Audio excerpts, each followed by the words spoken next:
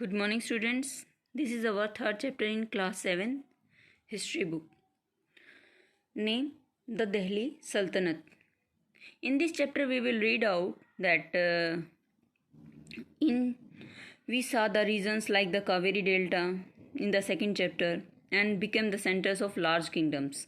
Did you notice that there was no mention of any kind of kingdom with Delhi as its capital?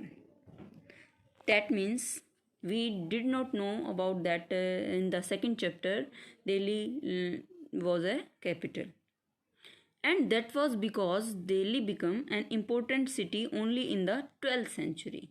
That is the reason, because it's not an important center before the 12th century, and it gained its importance in the 12th century. Take a look at table 1. Table 1 we can see here.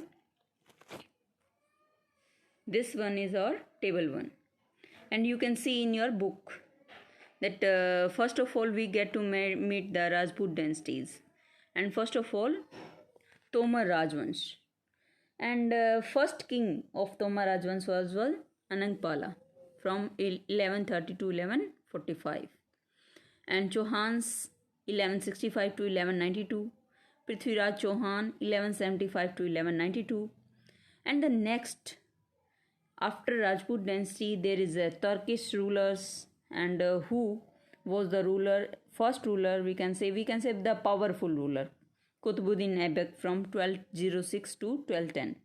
After that Shamsuddin Iltutmish, that is 1210 to 1236.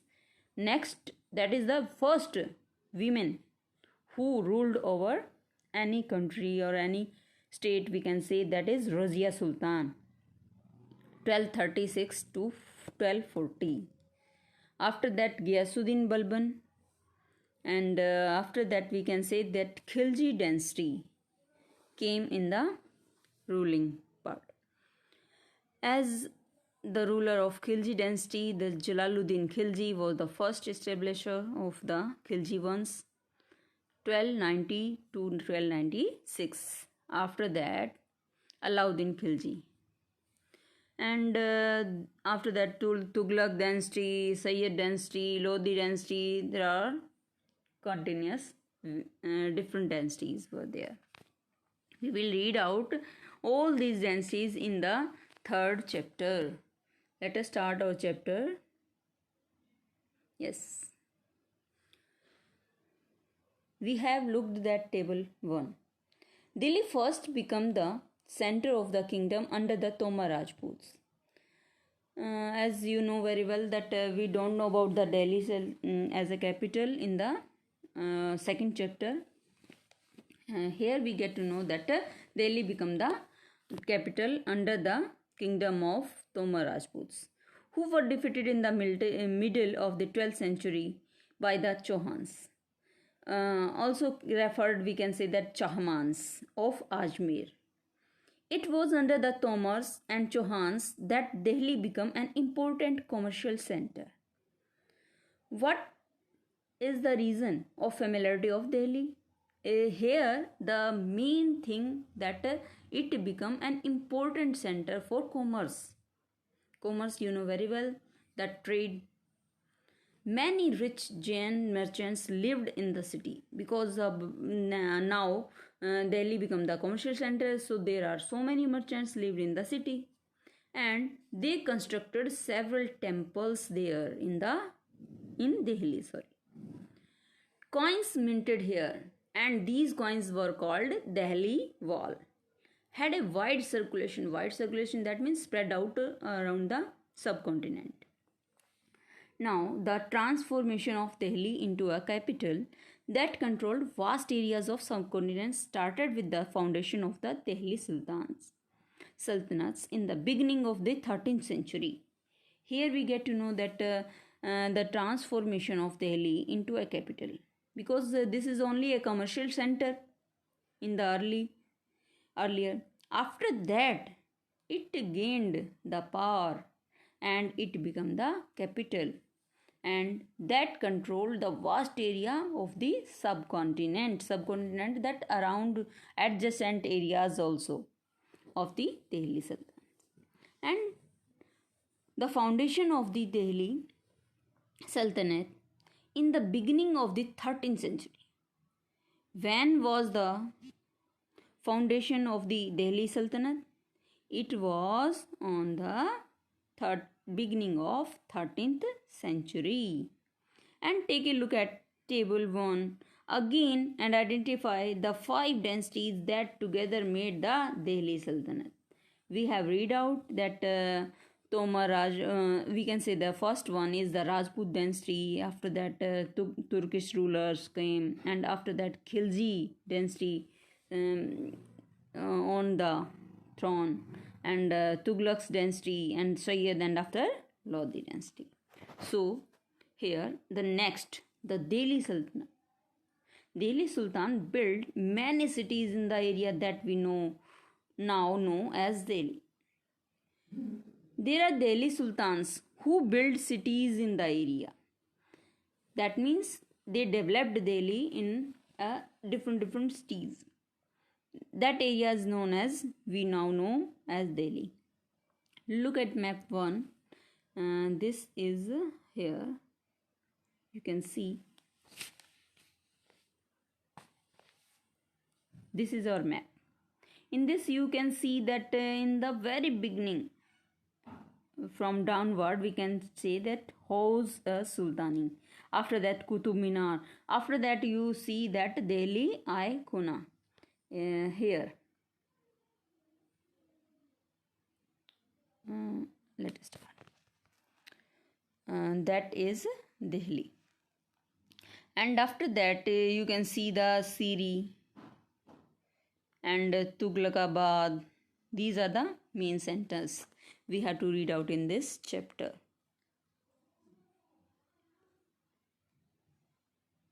Delhi built many cities in the areas that we now know as Delhi. And you have seen the map 1, which is seen in the Delhi Icona and Siri and जहानपना.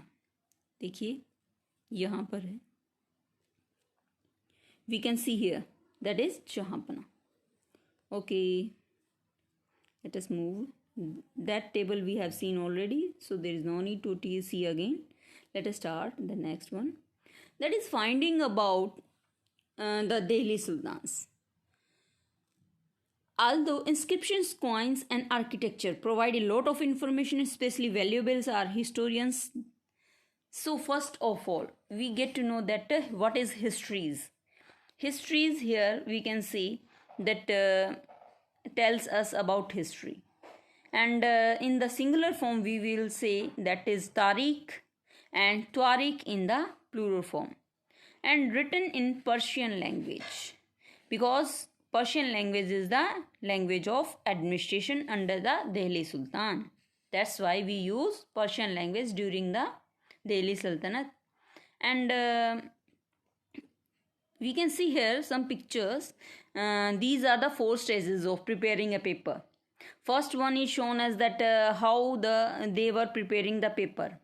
And next one is shown, that is second number. You can see on the screen, that is writing the text. And third one is known as we can say that melting gold to highlight important words and passages. In the fourth pic you can see that preparing the bindings. Here he going to bind that all book in a book shape, we can say. Now, the authors of Tariq were learned men. Learned men, that means very intelligent, very educated persons, and they are the secretaries, administrators, poets, and courtiers. These all are the authors of Tariqs, who both recounted events and advised rulers on governance, emphasizing the importance of just rule. So here we go, that get to know that who recounted. That reminds events by step by step, and advised rulers how they govern and how they are paying emphasis on the importance of rule. and they get to know, and they helped the rulers in different ways. We can say here, keep the following additional details in mind. These are the authors of Tariq. That means these are important lines, and you have to underline all these lines in your book, textbook. And first one is, the author of Tariq lived in cities, mainly in Delhi, and hardly ever in villages. There are most of the writers, we can say authors, who wrote Tariq were lived in cities, mainly in Delhi. Number two, they often wrote their histories for sultans. What is the reason behind that they write about the history about the sultans only? Because they were rich and they give reward to them by for their writings, and they also hope that they will get reward from the rulers. That's why they write about the sultans only. And these authors advise rulers on the need of the to preserve an ideal social order based on the birthright and gender distinctions. Their ideas were not shared by everybody. Next one. That is the third one. These authors advise rulers. These authors give advice to the rulers what they need and what they need to preserve their ideals. The ideals, that means their social rules and regulations which they were followed that time, and they must have to write down all these things in the tariqs. And this is based only on the birthright and gender distinctions, and these ideas were not shared by everyone. So here is the keyword birthright. You have to underline and learn. I have already give you that written in your assignments, and you have to line that birthright. Birthright, here we can say, but privileges claimed on account of birth. Those benefit you got on the account of your birth and in that area. For example, we can say that people believed that nobles inherited their rights to govern. That means those kings, nobles, we can say here kings. Kings have inherited. They inherited their rights to govern, and because they were born in certain families, that's why, because they were family and they were born in rulers family, that's why they have to write, they have inherited the right to govern. In the next phase, we have to get to know the gender distinction. What is gender distinction? Gender distinction is a social and biological difference between women and men. It will create difference between the thought of the men and women, and it will give right to the, usually these differences are used to argue that men are superior to women, and this gender distinction shows the differentiation between the men and women. In the 12th, 13th, 16th, here we say that the main important thing, the one women ruler came in 1236. Sultan Iltutmish's daughter Razia became sultan. This is very important, you have to write down. We can say one word question in this like that, who is the first women ruler and when she ruled, and what is the span of the rule of that Muslim ruler, women ruler, we can say. That is from 1236 to 1240. And she was the Razia Sultan was the daughter of whom? We can say that. We can ask that. Iltutmish's daughter, Sultan Iltutmish's daughter. Here, the chronicles of the age, Minhaj-i-Shiraz, recognized that she was more able and qualified than all her brothers.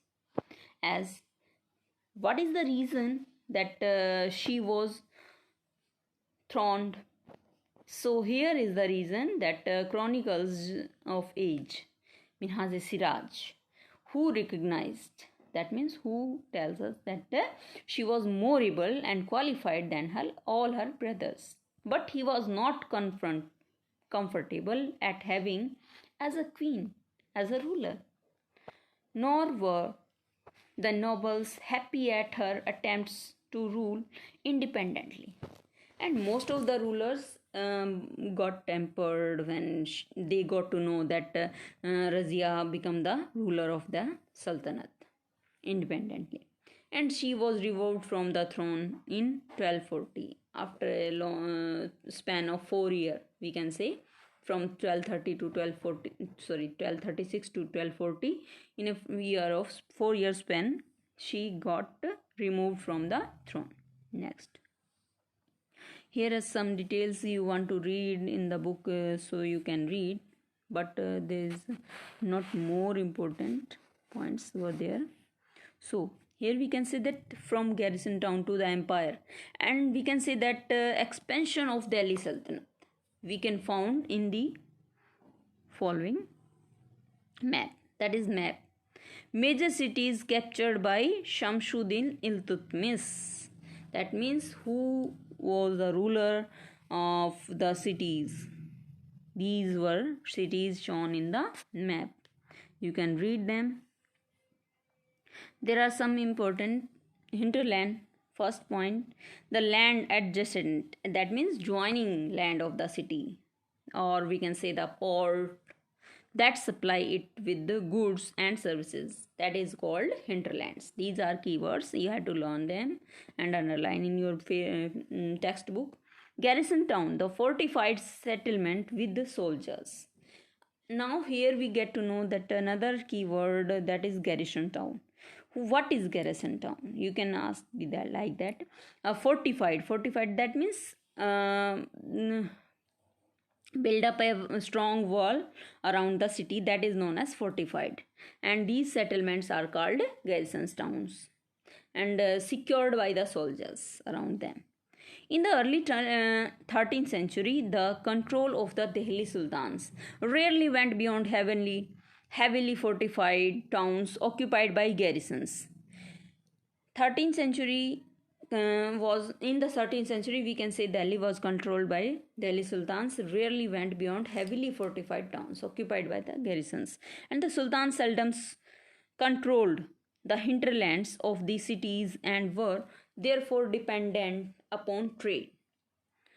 And those sultans were seldom, that means rarely, controlled the hinterlands of the cities and were therefore dependent upon the trade and tribute is, we can say that that is the support from the coming traders and plunders and the suppliers, and we can say so many persons who give support to the public or to the ruler. And controlling garrisons towns, how they controlling garrisons towns? Controlling garrisons towns in distant Bengal, distance, that means in the abroad area, we can say, of Bengal and Sindh from Delhi was extremely difficult. It's too difficult to control the garrison town by the Bengal because it's a very large area, and rebellions, war, even bad weather could snap fragile communication routes.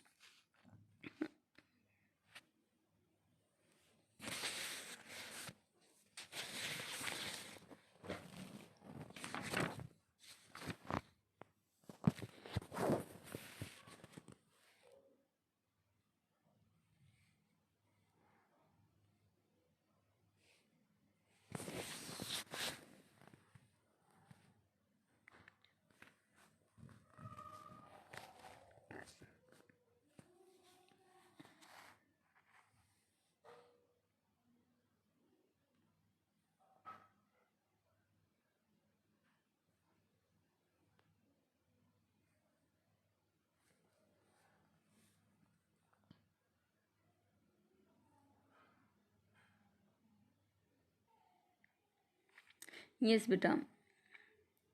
The state was also challenged by Mongols invasions from Afghanistan. Here, Delhi state was challenged by different invasions, we can say fights from Afghanistan, and by governors who rebelled at any sign of Sultan's weakness. They are getting to know about the Sultan's weakness. That is very helpful for the enemy. If they know about the Sultan's weakness, and they have the power to attend it, and these are the reasons of any kind of dynasty downfall, as we can say drawback. The Sultan barely survived these challenges. Here we can say that only the sultanates barely, that means only survived these challenges. Its expansions occurred during the reigns of Ghiyasuddin Balban, Alauddin Khilji, and Muhammad Tughlaq. We can say that expansion occurred in the rulers when they are ruling in Ghiyasuddin Balban, Alauddin Khilji, and Muhammad Tughlaq. These are the three rulers occur in these rulers region. We get to know that expansion occurred. And the first set of the champions, we can say that along the internal frontiers are the frontiers under the interior part of the sultanate, and aimed at consolidated and hinterlands of the garrison towns. They mainly consolidated and hinterlands of garrison towns. During these campaigns, forests were cleared or in the Ganga Yamuna Doabs. Doabs are the main joint point of the two rivers that is known as Ganga, and the next river is Yamuna. Two rivers joined at a single point that is called Doab. And the hunter gatherers and pastoralists expelled from their habitat. Here we can say these there are some hunter gatherers. We already read in the 6th class that who is hunter gatherers, and there are some hunter gatherers, we can say pastoralist, expelled, that means removed from their habitat and from their living place, and these lands were given to the peasants and agriculture was encouraged. And these cleared land which was given to the peasants for agriculture, so that they got income source, and they were encouraged by giving them lands, and new fortresses and towns were established to protect trade routes and to promote regional trades. So here are some changes we discussed, that the Ganga Yamuna Doabs and hunter gatherers pastoralists expelled, and there are some land were cleared, and that land was given to the peasants, and next that are the forests. We can say that towns were established. There are some towns who are also established for what reason? For trade routes and promote regional trade. So that is the we can say that is the enough, that chapter is enough. We have to read in the next part in the next video. Have a nice day, and please press like button if you like the video. Okay, and give your comment if you have any kind of query during the chapter, and if you have any problem, please tell me in the comment box. Thank you. Have a nice